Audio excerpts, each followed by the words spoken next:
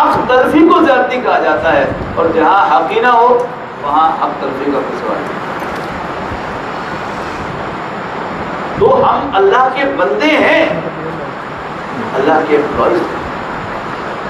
حضرت بلال رضی اللہ تعالیٰ عنہ کو جو مارا امیہ بن خلف، اس کا بھی اگر آپ تجزیہ کریں تو کیوں مارا؟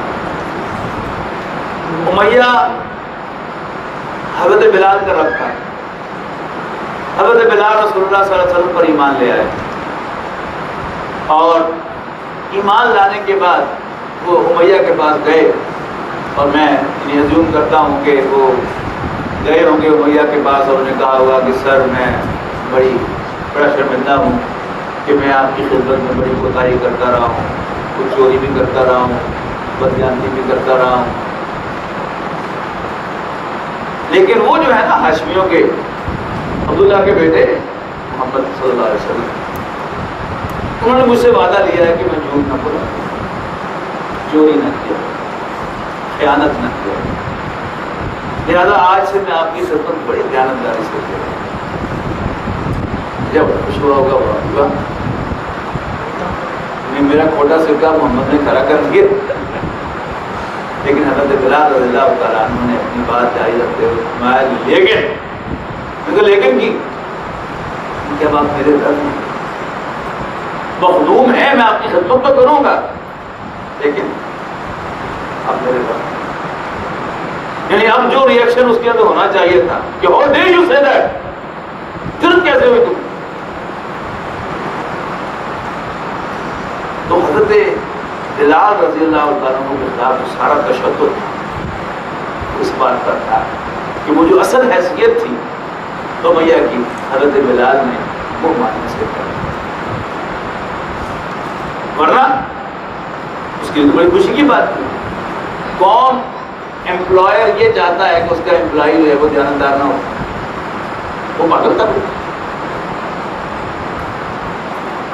مجھے اپنے کلینک کے لیے کوئی ڈسپینسر یا کوئی اسسٹنٹ چاہیے تو مجھے 2 آدمی ملے، ایک ان میں سے مسلمان ہو ایک ہندو ہو، اور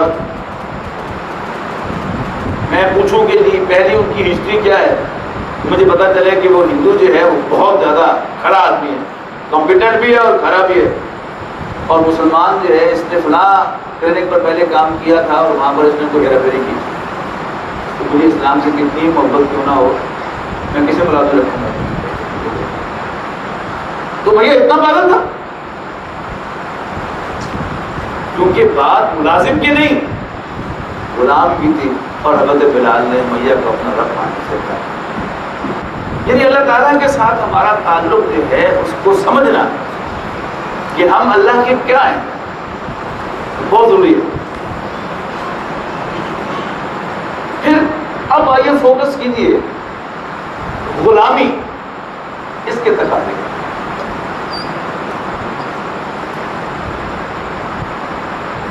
سب سے پہلا تقاضا آقا کو آقا ماننا۔ غلامی کے تقاضوں میں سب سے پہلا تقاضا، جب اللہ کی غلامی کی ہم بات کرتے ہیں خاص طور پر، تو سب سے پہلا تقاضا کیا ہے کہ اللہ کو اپنا رب مانا اور تسلیم کیا جائے وہ میں اللہ کا رب۔ اور یہ جو ایکسپریشن ہے کہ میں اللہ کا بندہ ہوں، یعنی اس کو آپ یعنی دل کی گہرائیوں سے کبھی ادا کر کے دیکھیں تو آپ بڑی عجیب اپنے اندر ایک کیفیت محسوس کریں گے کہ آپ اپنے آپ کو یہاں سے وہاں پائیں گے، بہت اسٹرانگ پائیں گے۔ وہ جو بات نے کہا ہے نا کہ مشاہدہ دست کرم، جب وہ بے نیاز کرے، نیاز مند نہ کیوں عاجزی پہ ناز کرے۔ یہ غلامی ایک طرف کیا ہے، عاجزی ہے، لیکن اللہ کی غلامی یہ کیا ہے، یہ ایک شان ہے۔ میرے بہت سے تعارف ہو سکتے ہیں، Who are you؟ میں انسان ہوں، میں پاکستانی ہوں، میں اپنا نام بتا دوں کہ میں مسٹر فلاں ہوں، لیکن میرا سب سے زبردست تعارف کیا ہو سکتا ہے، میں اللہ کا بندہ ہوں،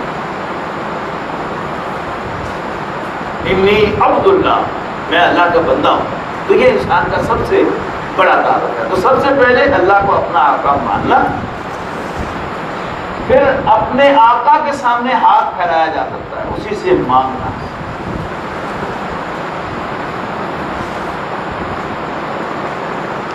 سورہ فاتحہ میں ایاک نعبد و ایاک نستعین، ابھی میں نے کہا نا کہ اگر وہ آئین با دال کا مادہ جو ہے باب نصرہ سے ہو تو اس کا مطلب ہے ورشپ، اور اگر باب کروما سے ہو تو اس کا مطلب ہے غلامی. تو آپ ترجمہ کریں ایاک نعبد و ایاک نستعین کا باب نصرہ کے لحاظ سے، تو ترجمہ کیا ہوگا کہ اللہ ہم تیری عبادت کرتے ہیں، تجھی سے مدد مانگتے ہیں. یعنی میں تیرے لیے 2 نفل پڑھتا ہوں تو مجھے 2 روٹیاں دے دے. اللہ کہتے مجھے تمہارے 2 نفلوں کی ضرورت نہیں ہے. ٹھیک ہے سے کاٹی. لیکن اگر میں کہوں ایاک نعبد و ایاک نستعین، کہ اللہ ہم تیرے بندے ہیں، تو تجھ سے مانگ رہے تھے، اب آپ کا رائٹ اسٹیبلش ہو گیا مانگنے کا. ویسے بندے کا کوئی حق نہیں ہے، لیکن اگر بندہ آقا کو آقا مان لے پھر حق بنتا ہے اس سے. تو پھر یعنی جو اپروپریٹ ترجمہ ہے ایاک نعبد و ایاک نستعین کا وہ کیا ہے کہ اللہ تیرے ہی بندے ہیں، therefore تجھ سے مانگ رہے ہیں. اچھا، اب مانگنے میں سب سے پہلی چیز جو پوچھی جاتی ہے وہ کیا ہے؟ یعنی ایون امپلائمنٹ میں کوئی شخص کوئی ملازمت جاری کرتا ہے، رپورٹ کرتا ہے جا کے اپنے امپلائر کو، تو کیا کہتا ہے؟ سر میں آگے دسو بھی کر. تو یہ کیا ہے؟ یہ ڈائریکشن لینا ہے.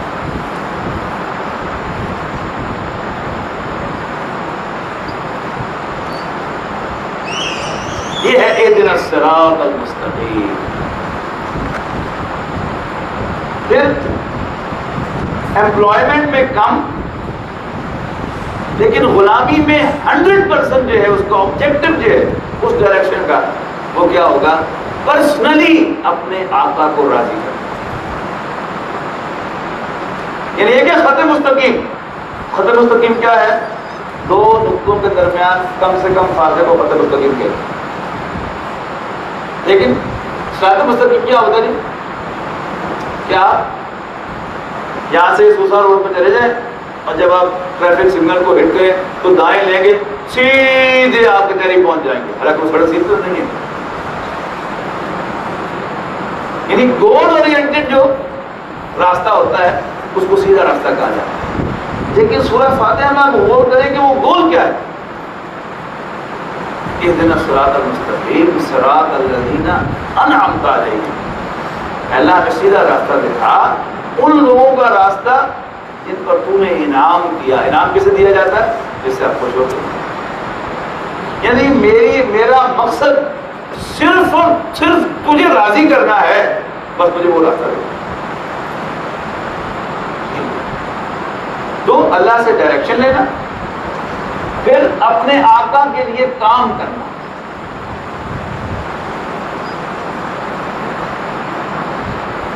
یہ کام کرنا جو ہے یہ اصل میں دینی ذمہ داری ہے.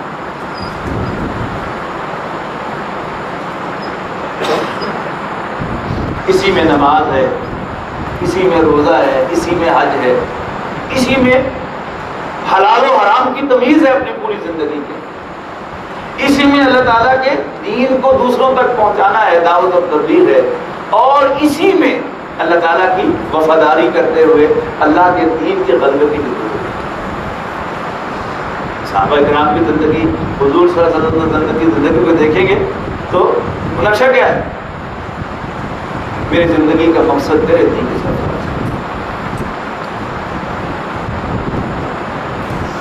ہم تو جیتے تھے کہ دنیا میں تیرا نام رہے، کہیں ممکن ہے کہ ساتھی نہ رہے جا پائے. کہ اللہ کے لیے کام، اور کتنا کام کرنا اس کو بھی ساتھ ہی نوٹ کر لیں. ان صلاتی و نسکی و محیایا و مماتی للہ رب العالمین. یقیناً میری نماز، میری قربانی، میرا جینا، میرا مرنا اللہ رب العالمین. پھر اسی میں تقاضا آئے گا نمبر 5 اوپر لکھ دیتا ہوں.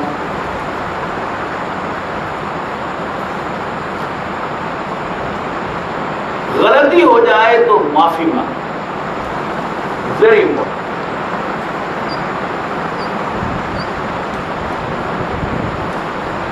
یا میں یہ بات واضح کر دوں کہ میرا یہ امپریشن ہے کہ قرآن مجید شہری زبان میں نازل نہیں ہوا بلکہ قبائلی اور دیہاتی زبان میں نازل ہوا۔ شہری زندگی میں پیسہ جو ہے وہ صرف بڑائی کی علامت ہے۔ جس کے پاس 4 پیسے ہیں وہ آپ کے برابر میں بڑا زوردار محل خرید کر یا بنا کر تعمیر کر کے اس میں رہے گا، اسی کی عزت ہوگی، وہی بڑا جانا چاہے گا۔ لیکن آپ دیہاتوں میں چلے جائیں تو وہاں پر ایک فرق ہے، یہ چوئی صاحب ہے، یہ کمی ہے، یہ سید ہے، یہ مسلم۔ تو وہاں جو لفظ لارڈ بھی وہاں استعمال ہوتا ہے، یعنی سرمایہ دار کو کیپٹلسٹ کہا جاتا ہے، جبکہ جاگیردار کو فیوڈل لارڈ کہا جاتا ہے۔ لارڈ کا لفظ وہی رب ہے، اور اس کا ایٹیٹیوڈ واقعی لارڈ والا ہے۔ وہ ایٹیٹیوڈ کیا ہے وہ کیا دیکھتے ہیں۔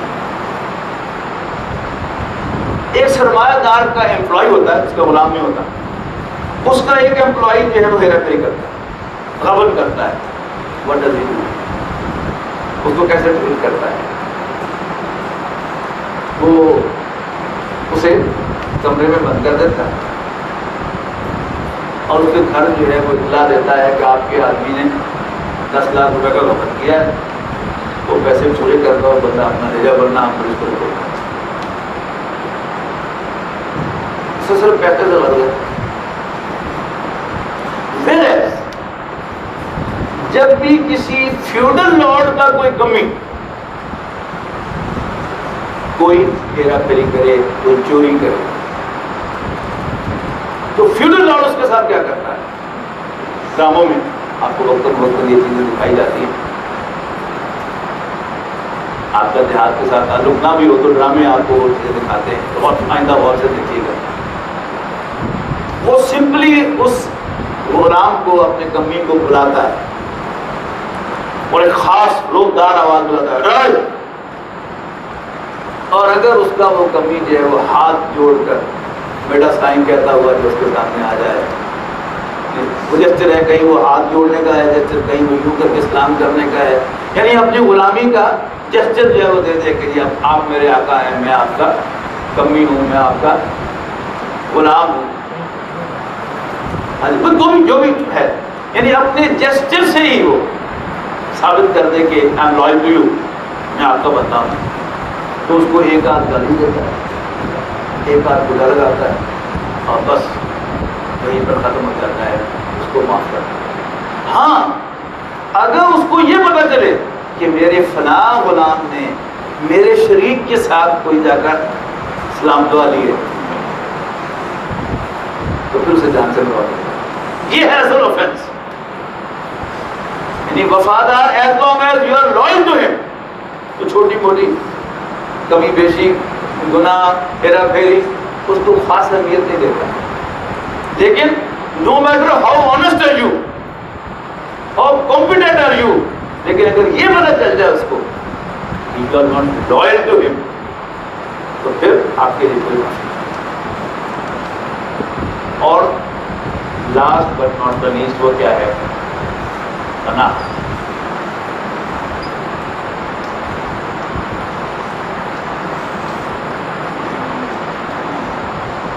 آقا جو ہے وہ اپنے بندوں کو، اپنے غلاموں کو ہمیشہ پروٹیکٹ کرے اور اسے اپنی ذمہ داری سے، اور قرآن مجید میں دیکھیے گا کہ آغاز سورہ فاتحہ سے ہو رہا ہے اور قرآن مجید کنکلوڈ کہاں؟ قل اعوذ برب الفلق اور قل اعوذ برب الناس۔ کہہ دو کہ میں صبح کے رب کی پناہ میں آتا ہوں اور میں لوگوں کے رب کی پناہ میں، یعنی اپنے آقا سے پروٹیکشن کی درخواست پر قرآن مجید ختم ہوتا ہے۔ اور نبی اکرم صلی اللہ علیہ وسلم کے لیے بھی یہ ٹاپ کی انسٹرکشن ہے، وہ کیا ہے؟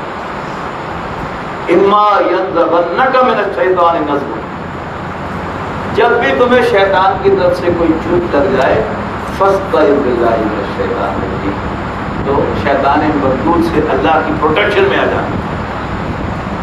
اذا قرأت القرآن فاستعذ باللہ من الشیطان الرجیم، جب بھی قرآن پڑھو شیطان مردود سے اللہ کی پروٹیکشن ضرور حاصل کر لیا کرو۔ تو لاسٹ انسٹرکشن کیا ہے؟ یعنی وہ سب کچھ، یعنی اللہ سے مانگنا، اللہ سے ڈائریکشن لینا، اللہ کے لیے کام کرنا اور اللہ کے وفادار ہونا، ان سب پر یعنی جو آخری ہے کہ یہ سب کچھ کے کرنے کے باوجود کہیں شیطان تمہیں ڈی ٹریک نہ کر دے، گمراہ نہ کر دے، تمہارے فوکس سے تمہیں ہلا نہ دے، لہٰذا فاستعذ باللہ من الشیطان الرجیم، تو اللہ کی پناہ کرو۔ قرآن مجید میں جو سب سے پہلی آیت نازل ہوئی اس کا تجزیہ بھی بڑا ضروری ہے۔ عام طور پر ہم جب اس آیت کو بیان کرتے ہیں تو اللہ تعالیٰ کے خالق ہونے کو ہائی لائٹ کرتے ہیں، اقرأ بسم ربک الذی خلق، پڑھ اپنے اس رب کے نام سے جس نے پیدا کیا۔ لیکن اب تک جو قرآن مجید ہم پڑھ کے آئے اس میں کتنی دفعہ یہ بات آئی ہے کہ لئن سألتهم من خلق السماوات والارض ليقولن اللہ، اگر تم ان سے پوچھو کہ آسمانوں اور زمین کو کس نے پیدا کیا تو لازماً کہیں گے کہ اللہ ہی نے پیدا کیا۔ اب اس کے ساتھ جب آپ یہ آیت پڑھیں گے تو اب اس کا مفہوم اور ہوگا۔ اب ترجمہ کیا ہوگا؟ پڑھ اپنے اس رب کے نام سے، وہی جس نے پیدا کیا، کہ تم اللہ کو اپنا خالق تو پہلے ہی مانتے ہو، اب اس کو اپنا رب کی تسلیم۔ تو قرآن مجید نے اللہ تعالیٰ کو جو تعارف کروایا وہ کیا ہے؟ وہ اللہ کا رب ہونا ہے، مالک ہونا ہے، آقا ہونا ہے۔ اور جب آپ آقا مان لیتے ہیں تو پھر اس میں پورا کا پورا دین جو ہے وہ آ جاتا ہے، پورا کا پورا ایمان اس میں آ گیا۔ اللہ سے مانگنا یعنی شرک کے سطح باب یہاں ہو گیا کہ غیر اللہ کو نہیں پکارا جا سکتا، ابھی سورہ مومن کا مضمون جو ہمارے سامنے آیا ہے۔ پھر اللہ سے ڈائریکشن لینا، اہدنا الصراط المستقیم، اس کی بات ماننا، اس کے نبیوں کی اطاعت کرنا، اس میں آ گیا۔ پھر اللہ تعالیٰ کے لیے وفاداری کے ساتھ کام کرنا، یعنی اس کی بات سننا، اس کا کہنا ماننا، اسی کے لیے نماز پڑھنا، اسی کے لیے روزہ رکھنا، اسی کے لیے حج کرنا، پھر اسی کا کہنا ماننا، پھر اسی کے دعوت دوسروں کو دینا، اور پھر اسی کے جھنڈے کو سب بلند کرنے کے لیے اپنا تن من دھن سب کچھ لگانا، وہ بھی اسی کے اندر ہے۔ بہرحال اگر آپ اللہ کو صرف الہ مانتے ہیں تو الہ مان کر صرف وہ عبادت کرنا کا مفہوم اس میں آتا ہے، عبادہ یعبدو والا، اس میں عبودہ یعبدو کا مفہوم جو ہے اس کے اندر شامل نہیں۔ اسی میں ایک بات یہ بھی یاد رکھنے کی ہے کہ انسان کے لیے جو بیسٹ ہے وہ کیا ہے؟ ہمارے اردو محاورے میں تو کسی کو کہنا ہوگا ٹھیک ہو جا تو اس کا ترجمہ انسان بن جائے، لیکن پنجابی محاورے میں کسی سے کہنا ہو ٹھیک ہو جا، اس کا ترجمہ کیا پنجابی؟ بندہ بن۔ یعنی اگر انسان بندہ ہے تو وہ ٹھیک ہے، باقی جتنا مرضی ٹھیک ہے، لیکن اگر وہ اللہ کا بندہ نہیں ہے تو وہ ٹھیک ہے۔ یعنی یہ بڑی باریک سی ایک چیز ہے کہ ایک شخص جو سارے کام ٹھیک کر رہا ہے لیکن اللہ کا بندہ نہیں، یعنی اس میں عاجزی نہیں، اس پہ انکساری نہیں، وہ اللہ تعالیٰ کو اپنا آقا نہیں سمجھتا، اللہ تعالیٰ کے سامنے سبمٹ نہیں کرتا، کہنا سارے مانتا ہے، نماز پڑھ رہا ہے، روزہ رکھ رہا ہے، حلال اور حرام کی تمیز کر رہا ہے، لیکن غیر محسوس طریقے سے اس میں تکبر ہوگا، اور یہ تکبر، یہ انانیت، یہ میں جو ہے اس کو جہنم میں لے جا سکتا ہے۔ لیکن اگر سب کے اوپر اس کو آغاز بھی یہیں سے ہو، ایاک نعبد سے، اور اس کے انتہا بھی یہی ہو کہ میں اللہ ہی کے وجود سے قائم ہوں، وہ مجھے پروٹیکٹ کر رہا ہے تب میں زندہ ہوں، وہ میری حفاظت کر رہا ہے تب میں ٹھیک ہوں، تبھی میں دیندار ہوں، تبھی میں یہ کر رہا ہوں، اور وہ کوئی پروٹیکشن کرتا رہے گا تو میرا وجود ہے، اور اگر اللہ تعالیٰ کی پروٹیکشن مجھے حاصل نہیں ہوگی تو پھر میرا وجود جو ہے وہ بھی ختم ہو جائے گا۔ تو یہ وہ دین کا پورا ہماگیر تصور ہے کہ اگر اللہ کو رب مانا جائے تو پھر ہمارے دین کے تصور میں اللہ کے ماننے میں ہماگیرت پیدا ہو جاتی ہے۔ جتنے بھی ہیں یعنی پالنا، خالق ہونا، یہ سب سروسز ہیں، جبکہ لارڈ جو ہوتا ہے یہ بہت اونچا ایک مقام ہوتا ہے۔ تو اللہ تعالیٰ کی جو سب سے بنیادی حیثیت ہے، سب سے بڑی حیثیت ہے، جو امبریلا حیثیت میں نے کہا وہ اس کے رب ہونے کی ہے، اسی کے اندر پورا دین جو ہے اس کو دیا جاتا ہے۔ اور یہ بار بار ہمارے سامنے سورہ یونس میں آیا، اب یہ اس سورت میں 2-3 دفعہ یہ بات آئی ہے، فذالکم اللہ ربکم فذالکم اللہ ربکم فذالکم اللہ ربکم۔ تو پھر یہ اللہ ہی تمہارا رب ہے، یہی تمہارا آقا ہے۔ تو آئیے ہم بھی اللہ تعالیٰ کو اپنا آقا تسلیم کر لیں اور اس کے بندے بن جائیں۔